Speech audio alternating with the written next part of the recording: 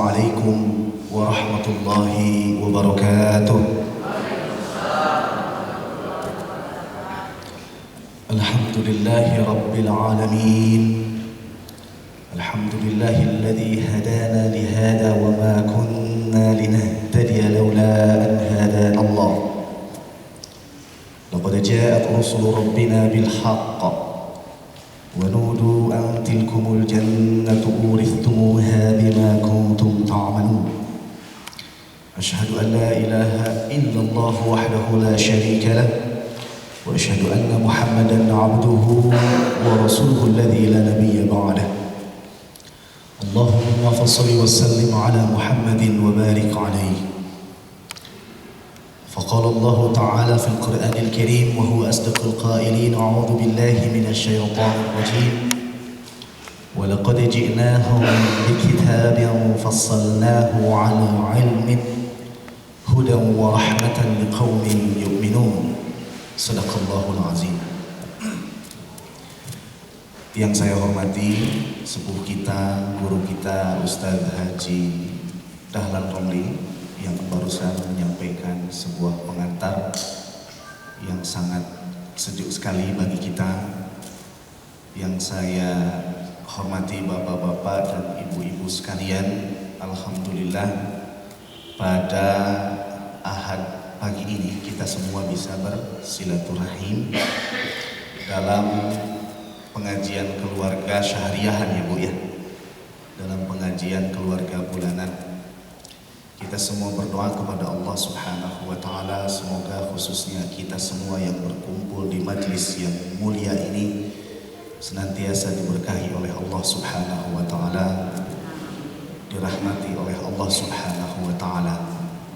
Mudah-mudahan yang menjawab amin insya Allah rezekinya dimudahkan oleh Allah. Yang menjawab amin pula insya Allah mendapatkan putra dan putri yang salehah. Dan yang ragu-ragu menjawab amin baik secara lisan maupun di dalam hati, mudah-mudahan bapak-bapaknya gak kawin lagi gitu. Amin. Bapak-bapak dan ibu hadirin sekalian, tadi kalau Al-Ustadz menyampaikan mengenai kematian, waduh, barangkali bagi sebagian anak muda sesuatu hal yang cukup menakutkan. Ini sesuai dengan firman Allah Subhanahu wa Ta'ala, "Qul innal mauta allati tafirrunahu fa innahu mulaqikum." Katakanlah wahai Muhammad, sesungguhnya kematian yang kalian semua lari daripadanya, sesungguhnya kematian itu senantiasa membuntutimu. Jadi kematian itu bisa datang kapanpun, dimanapun, kepada siapapun, dan dalam kondisi apapun.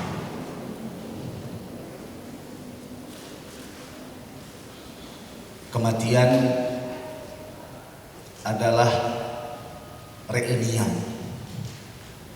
Karena kita bermula dari Allah Subhanahu wa Ta'ala, maka cepat ataupun lambat kita akan berkumpul kembali, bersama-sama kembali kepada Allah Subhanahu wa Ta'ala.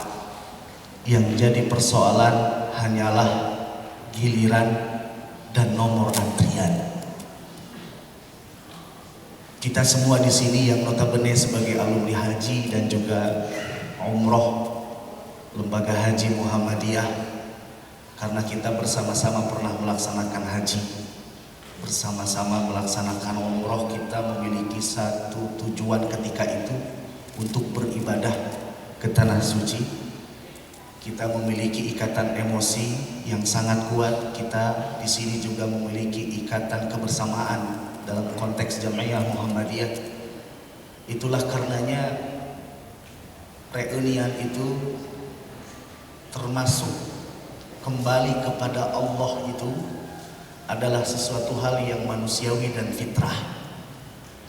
Kalau kita alumni dari SMP, SMA maupun universitas ada reunian, itu adalah sisi-sisi manusiawi kita. Kalau kita reunian dalam konteks manapun atau kita pernah bersama-sama dengan siapapun, itu adalah sisi-sisi fitrah kita. Kalau kita semua dalam setiap tahunnya mudik ke kampung halaman, kita merasa kangen sama kedua orang tua kita, rindu terhadap sanak famili, dan kangen terhadap orang-orang kampung, tetangga yang ada di sekitar kita, itu adalah sisi fitrah kita.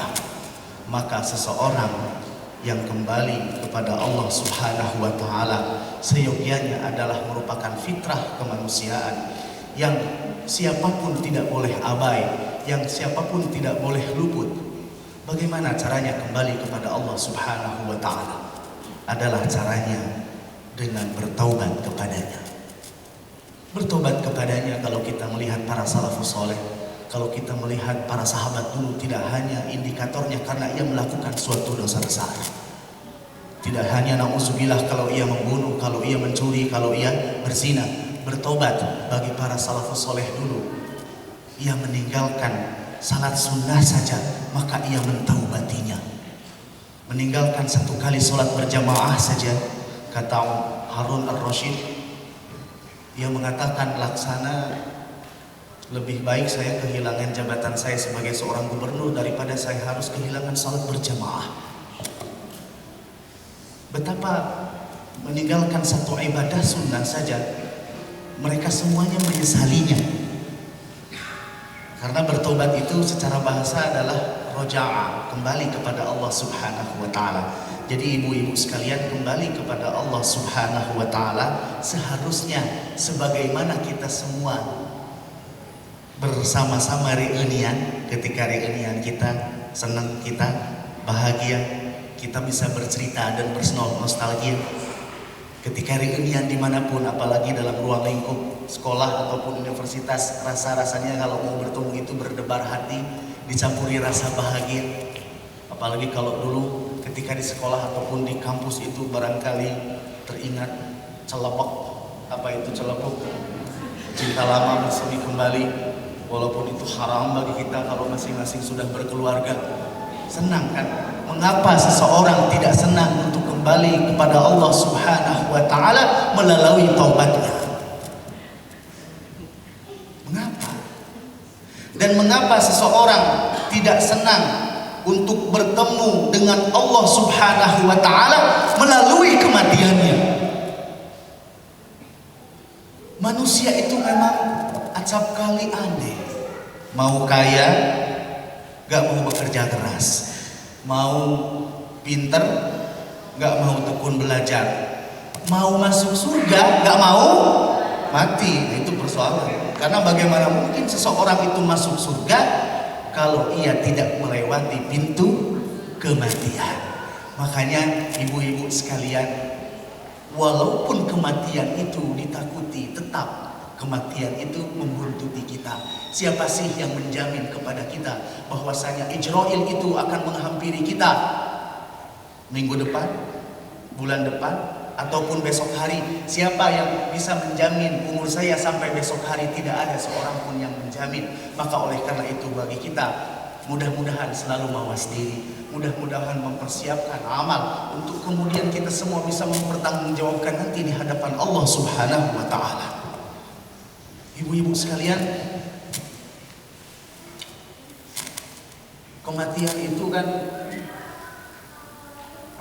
korelasinya dengan hidup sebenarnya. Tidak ada kematian itu korelasi secara langsung dengan sakit, betul ya Bu?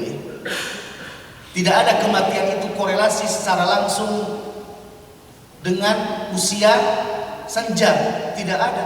Kenapa? Karena betapa banyak orang yang sakit walaupun sudah stadium 4 sekalipun tiba-tiba ia sehat lagi. Kita dengar bahwa seseorang itu mengalami kritis, bahkan sudah sampai salah satunya penyakit yang berat itu jatuh stroke. Alhamdulillah tiba-tiba sembuh lagi. Berarti tidak selamanya orang yang sudah sakit walaupun ia sudah kritis sekalipun ia hidup lagi. Tidak ada langsung korelasinya dengan kematian, walaupun sebagian orang yang sakit ada yang berikutnya meninggal dunia. Dan juga tidak ada kematian itu korelasinya dengan masa tua. Karena apa? Karena betapa banyak anak muda yang mendahului orang tua. Betapa banyak anaknya yang mendahului ayah ibunya. Betapa banyak anak muda yang mendahului kakeknya. Bahkan saya sendiri ditinggalkan oleh seorang adik kira-kira tahun 2007 yang lalu selepas saya pulang dari Kairo, saya bersama-sama selama 12 hari, dan adik saya meninggal dunia yang bungsu itu.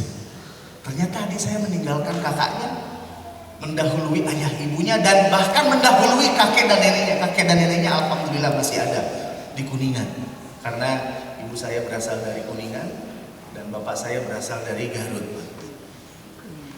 Terang Garut dan Kuningan tetap sebelah asli. Ternyata tidak ada korelasi secara langsung. Kenapa? Karena kematian itu korelasinya dengan hidup.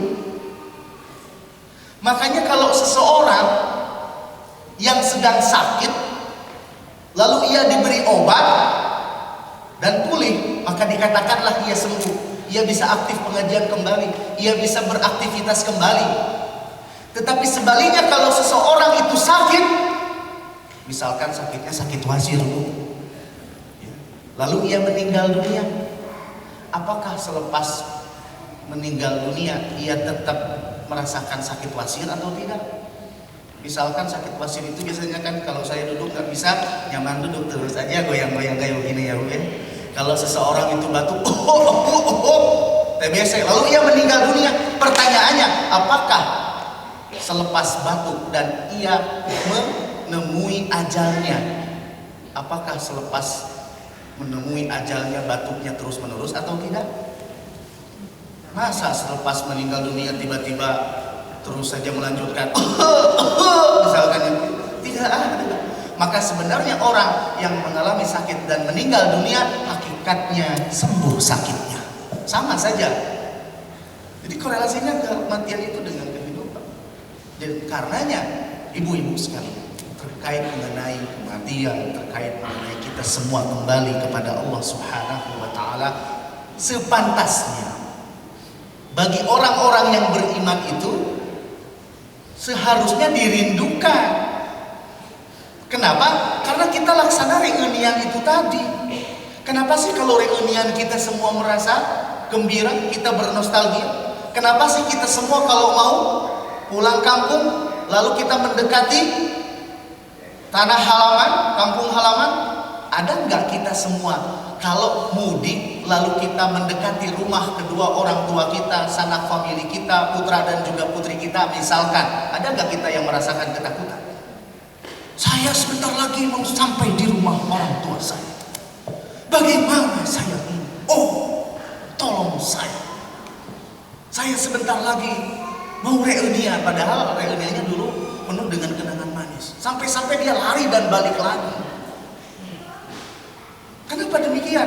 Karena bertemu dengan orang tua ya, adalah orang yang paling kita cintai, kekasih yang paling kita cintai. Yang menjadi pertanyaan, kenapa? Untuk bertemu dengan Allah Subhanahu wa taala, sang kekasih sejati yang sebetulnya asal kita orang hendak menemui Allah Subhanahu wa taala melalui pintu kematiannya. Rata-rata orang takut untuk menghadapinya. Rata-rata orang kata Allah Subhanahu wa taala tadi selalu lari daripadanya. Kenapa? Padahal mau bertemu dengan sang kekasih. Makanya saya pernah, ini serius, saya tanya sama seorang kakek umurnya 61 tahun. Abah berapa umurnya? Nah, genep hiji jang. Aduh atuh bah, pami kitu mah kedap deui. Aduh kedap deui kumaha maksudna? Pami ngetang kana Yuswa Rasulullah sallallahu alaihi wasallam genep 3 janten abah teh jatah Yuswa abah teh 2 tahun deui. Ah kagak abah tuh. Ngadoakeun pae ka abah teh ulah kitu jang. Rata-rata kan orang kalau gitu ya ditanya seperti itu pasti tersinggung. Padahal seyogianya orang yang menemui ajalnya, orang yang menemui kematiannya harus disambut dengan riang gembira, harus disambut dengan penuh apa Bu? Dengan penuh kerinduan. Laksana kita semua mau bertemu dengan yang pernah kita semua berhaji dan berumrah. Laksana kita semua pernah bereuni dengan yang pernah satu sekolah dan satu kampus. Laksana kita semua mau bertemu dengan kedua orang tua dan keluarga yang paling kita cintai. Persoalannya di mana? Yang ketiga nih, persoalannya di mana? Persoalannya sederhana. Kalau kita takut menghadapi kematian, berarti perbekalannya tidak banyak, berarti perbekalannya sedikit, betul ya Bu ya? Coba kita semua mau berangkat ke Jakarta tanpa membawa uang 1 peser pun. Saya kira siapa orang yang mau melangkahkan kakinya? Apakah ke sana mau jalan kaki? Udah nggak musim sekarang Bu ya.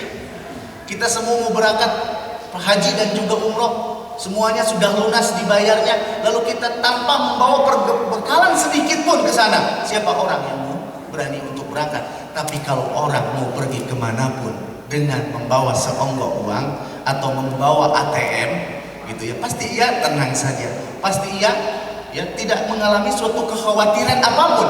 Orang yang membawa amal ibadahnya yang banyak, pasti ia insya Allah akan menghadapi Allah Subhanahu wa ta'ala dengan penuh kerinduan, dengan riang gembira, dan bahkan dengan percaya diri untuk menghadap Allah Subhanahu wa ta'ala. Bahkan orang yang beriman itu seharusnya kematian itu dinanti-nantikan, seharusnya kematian itu dirindukan. Bahkan konon bagi orang yang beriman bahwa dunia ini adalah sijnul mukminin, adalah merupakan penjara bagi orang-orang yang beriman. Bahwa di dunia ini sebetulnya sesuatu hal yang katakanlah menjemukan dalam tanda petik. Karena apa? Karena dunia ini tempatnya kerja. Karena dunia ini tempatnya ikhtiar. Sementara orang yang beriman, yang banyak perbekalannya untuk bertemu dengan Allah, lalu memasuki surganya, di surga itu bukanlah tempat bekerja, bukanlah tempat ikhtiar, bukanlah tempat untuk memeras tenaga dan juga keringat. Di surga itu segala sesuatunya Allah sediakan. Lahum ma yasha'una fiha wa ladaina mazid.